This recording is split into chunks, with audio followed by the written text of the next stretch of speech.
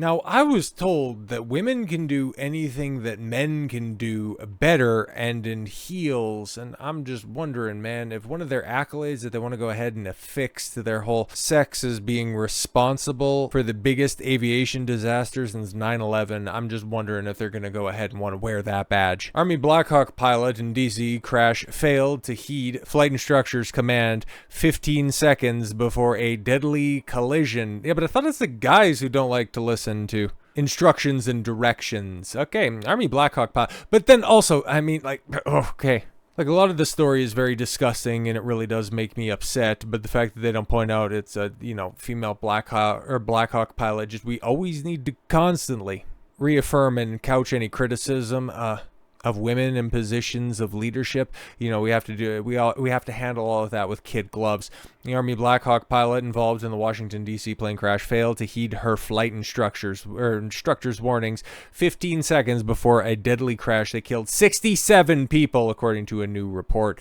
Moments before the deadly January 29th crash near Reagan International Airport. Yes. Captain Rebecca Lobach missed an order from co-pilot Andrew Eves, who was overseeing her training mission, to change course and avoid the descending American Airlines jet, the New York Times has reported. Along with the error, officials found that the pilots stepped on some of the air traffic controller's instructions, meaning they accidentally cut him off when pressing the talk button over the radio and likely missed important information. Yeah, see, she knew how to do it better than her instructor. See, yeah, she was too busy trying to set herself up for a selfie in the cockpit, and they know why they call it a cockpit, right? A key moment occurred at around 8:46 p.m. when Eves requested and received approval for the helicopter pilots to use their own visuals instead of air traffic control to avoid other air traffic. The move is common practice to speed things up, but of course comes with the risk of more human error.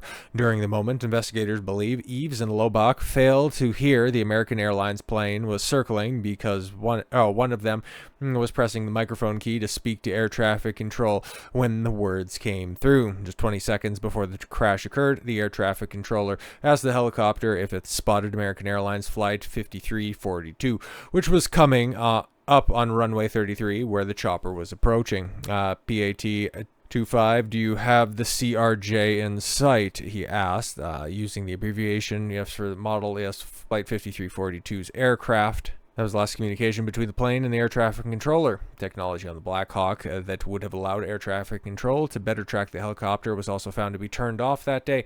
Common protocol if the training mission had been for real. But it was a practice mission involving an annual flying assessment for Lobach, who was training as if top congressional officials needed to be flown from Capitol under siege. That's good. I'm so glad that someone of this aptitude would have been given that station, I'm sure by obvious merit, right? And Brigadier General Matthew Brahman, the Army's Director of Aviation, said it was clear that multiple factors contributed to the deadly crash. I think what we find in the end is that there are multiple things that had any one of them changed, it could have well changed the outcome of that evening.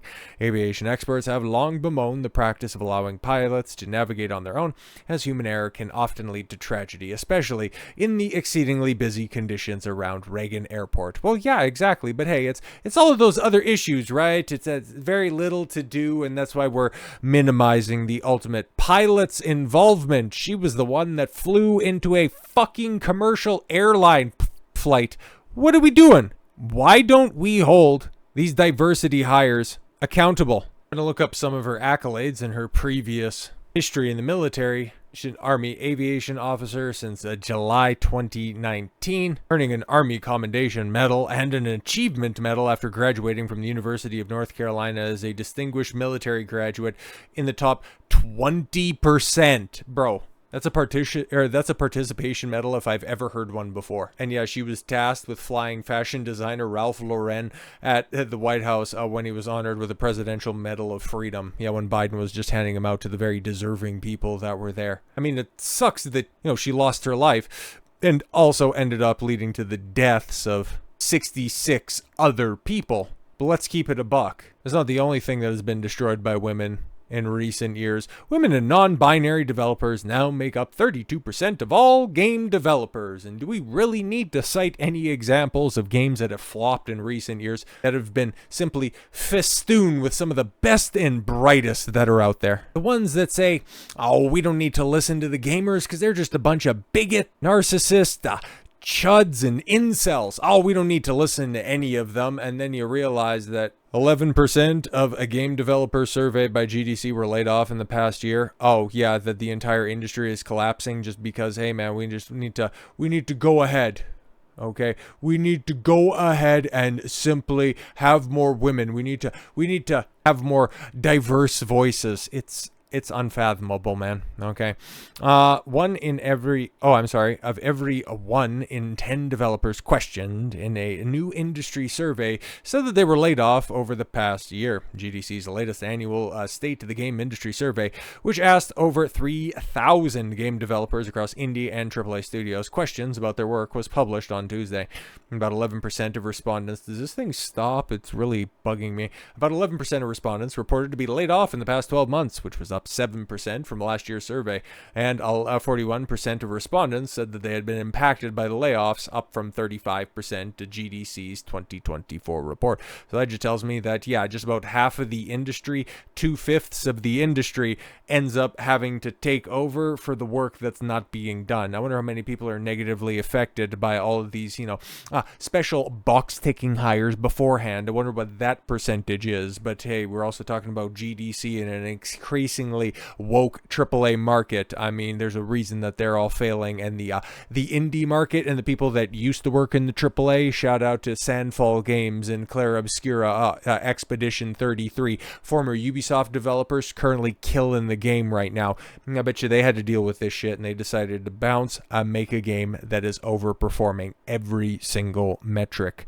In addition, 4% said that their studios were shut down over the past year. The top 3 reasons companies gave for making layoffs were restructuring, yes, exactly, declining revenues, and market shifts and industry trends. Oh yeah, exactly. The shit that we're making, wasn't selling, and therefore we're closing down studios. That just about covers everything right there. 43% of participants said that they haven't been any layoffs at their companies, which was down from 53% in previous years. So yeah, we finally killed off all of the underperforming studios, and now the ones that were just on the edge, now they're starting to fall off.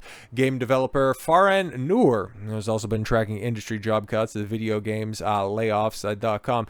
I think that was the goof that has a consultancy gig with Tencent, who got oh my God, he got an honorary award from the Game Awards at the end of the year. I think that's that guy. Estimates that around 14,600 workers were laid off in 2024, up from a total of 10,500 in 2023 and 8,500 in 2022. And yeah, ended up seeing a couple of different reports that were out there that I find to be very hilarious. And you know what? To just really drive this home. And you know what? Hey, maybe you're thinking I'm just being way too much of a chauvinist. I'm just, dunking on these chicks, but really you follow the money, you follow what else is going on. 11% of all game developers were laid off in the last 12 months, and the hardest hit were women. And as you can see right there, well, outside of maybe one of those things is not quite like the other. I mean, what's up in the background right there is a little iffy, but when you take a predominantly male field and you try to feminize it, or identify as feminizing it, you end up with catastrophic results, whether that's in video games, whether that's in franchises, beloved cinematic franchises like Star Wars or Marvel, or even, regrettably, ends up like the United States Air Force. You never end up with the best results. You're prioritizing political correctness over competency, and this is why both of these highlighted stories are unmitigated disasters. So with all that said, thank you all very much for the gift of your time. I've been Don Consuelo. I want you to follow your gut and get after it. Take care, everyone.